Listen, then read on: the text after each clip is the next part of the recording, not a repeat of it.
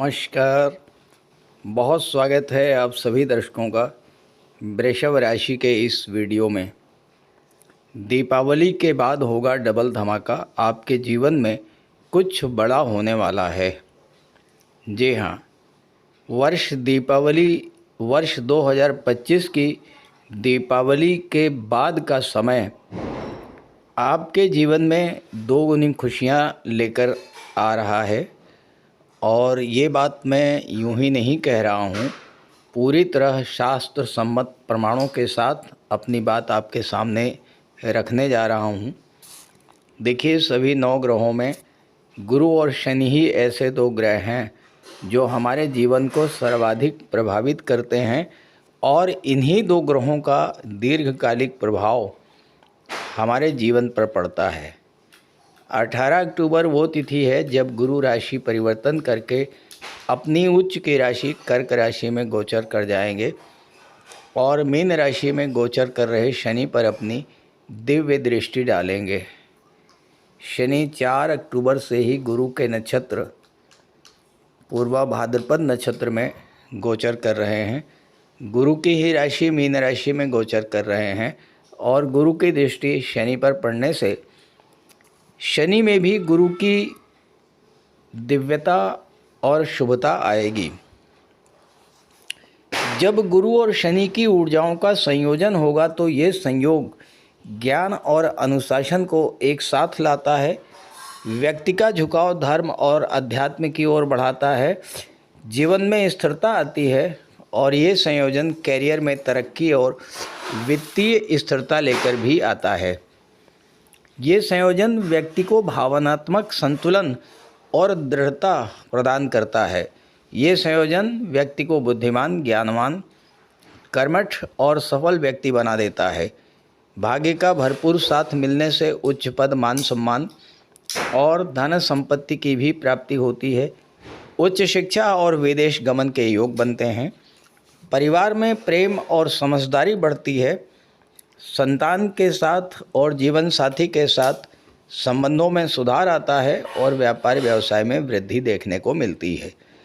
तो आइए समझते हैं कि वृषभ राशि के जातकों को देवगुरु बृहस्पति किस तरह का वरदान देने जा रहे हैं। ये विश्लेषण आपकी चंद्र राशि के आधार पर किया जा रहा है। तो ये है वृषभ राशि के जातकों की कुंडली। देवगुरु का गोचर 18 अक्टूबर के बाद पराक्रम भाव में अपनी उच्च की राशि में हो रहा है। गुरु यहाँ पर अष्टम भाव और एकादश भाव के स्वामी होकर के तीसरे भाव पराक्रम भाव में गोचर कर रहे हैं और गुरु की नवम दृष्टि भी शनि पर पड़ रही है।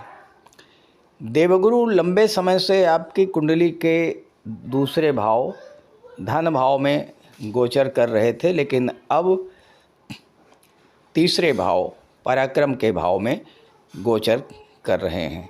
हालांकि देवगुरु बृहस्पति वृषभ राशि के लिए कारक नहीं हैं, सर्वथा अकारक ग्रह बनते हैं, लेकिन जब अपनी उच्च की राशि में कर्क राशि में गोचर कर रहे हैं और गुरु की दृष्टि सीधे भाग्य के भाव पर पड़ रही है, तो यहाँ भाग्य भाव को जागृत करेंगे। नवम भाव के स्वामी शनि हैं। शनि के कारण आपके भाग्य में जो धीमापन आया, भाग्य का जो आपको साथ नहीं मिल पाया,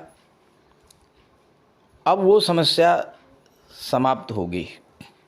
भाग्य का साथ मिलेगा और भाग्य का साथ मिलने से आपके कार्य पूरे होंगे। चूँकि गुरु की दृष्टि शनि पर पड़ रही है और शनि आपकी कुंडली में नवम भाव और दशम भाव दोनों के स्वामी हैं, तो आपके नवम भाव और दशम भाव में जो शनि का अंधकार था, उस अंधकार को समाप्त करने का कार्य गुरु अपने ज्ञान से करेंगे।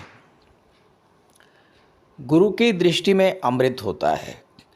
एकादश भाव और धन भाव और भाग्य भाव पर जब गुरु की दृष्टि पड़ेगी तो एकादश भाव और नवम भाव यानी भाग्य का भाव और आपकी इनकम का भाव, ये दोनों भाव जागृत होगा और इन दोनों भावों से संबंधित शुभ फल तो आपको मिलेंगे ही। गुरु की दृष्टि 7वें भाव पर पड़ेगी, जो कि आपके दाम्पत्य सुखों का, व्यापार का और विवाह का भाव होता है, तो इस भाव के भी फल आपको प्राप्त होंगे। तो इस तरह से तीसरे भाव, 7वें भाव, 8वें भाव, 9वें, 10वें और 11वें भाव के सभी शुभ फल आपको इस समय मिलने जा रहे हैं। देखिए, दूसरे भाव में गोचर कर रहे थे। दूसरा भाव धन का होता है, दूसरा भाव परिवार का होता है। तो धन को लेकर के आपके जीवन में जो समस्याएं चल रही थी, या परिवार में, कुटुंब में जो चीज़ें आपको सपोर्ट नहीं कर रही थी, आप अपने परिवार के लिए बहुत अच्छा करने का प्रयास करते थे, लेकिन आपको जो परिवार में सहयोग मिलना चाहिए, परिवार के लोगों का जो सपोर्ट मिलना चाहिए, वो नहीं मिल पा रहा था। अब क्या होगा? गुरु धन भाव से हट के तीसरे भाव में आ चुके हैं, तो एक तो आर्थिक स्थिति में सुधार देखने को मिलेगा, क्योंकि यहाँ पर गोचर करते हुए गुरु की दृष्टि 11वें भाव पर पड़ेगी। 11वां भाव जब जागृत होगा तो आपके इनकम में वृद्धि होगी। और एक अच्छी बात यह है कि 27 अक्टूबर से मंगल भी 7वें भाव में अपनी स्वराशि वृश्चिक राशि में आ जाएंगे। गुरु और मंगल दोनों का संबंध एकादश भाव से बनेगा।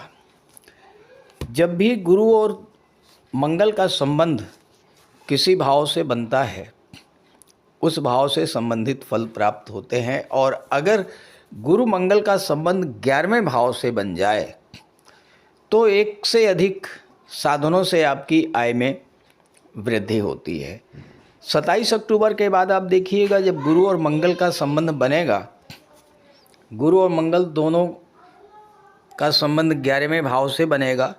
11वां भाव गुरु से नवम पंचम पर है और मंगल से भी नवम पंचम पर है, त्रिकोण पर है।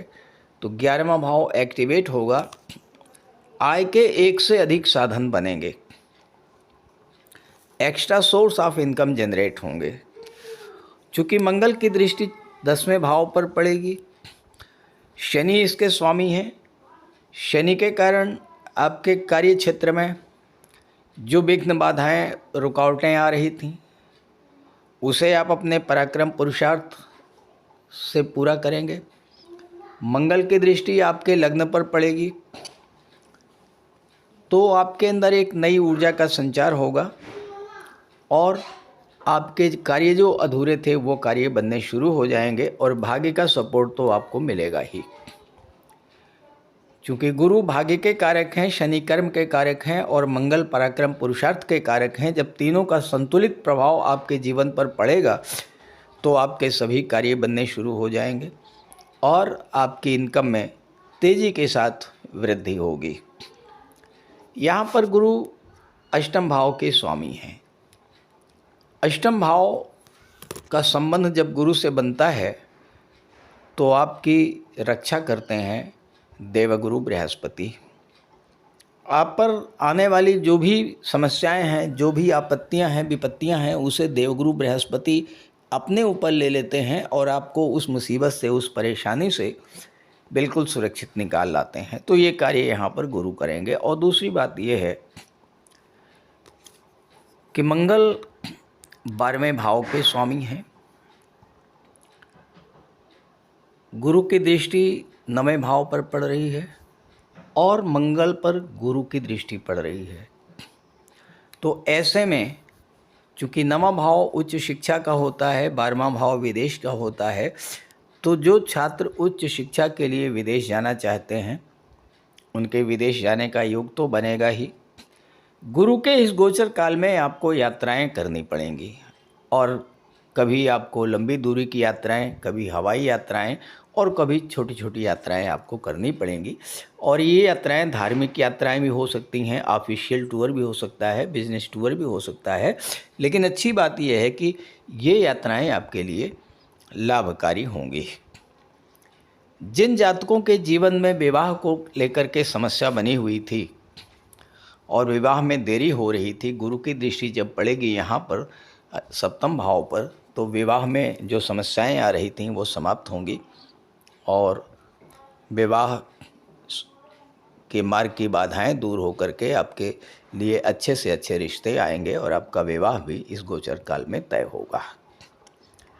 जहाँ तक व्यापार व्यवसाय की बात है, 7वें भाव में मंगल का होना व्यापार व्यवसाय को बहुत तेज़ी के साथ आपको आगे लेकर के जाएगा और विदेशी व्यापार से भी आपको जोड़ करके चलेगा। लेकिन यहाँ पर आपको अपनी वाणी पर विशेष ध्यान रखना होगा, क्योंकि मंगल क्रोध और उग्रता के कारक हैं, मंगल जल्दबाजी के कारक हैं। तो अपने क्रोध पर नियंत्रण रखिएगा। और चूंकि मंगल 12वें भाव के भी स्वामी हैं, स्वास्थ्य पर आप विशेष ध्यान रखिएगा, क्योंकि 12वां भाव अस्पताल का भी होता है। खास करके अपने जीवन साथी के स्वास्थ्य का आपको विशेष ध्यान रखना है, क्योंकि मंगल 12वें भाव के स्वामी होकर के 7वें भाव में है और 7वां भाव आपके जीवन साथी का होता है। तो इस तरह के लाभ आपको इस गोचर काल में मिलने जा रहे हैं।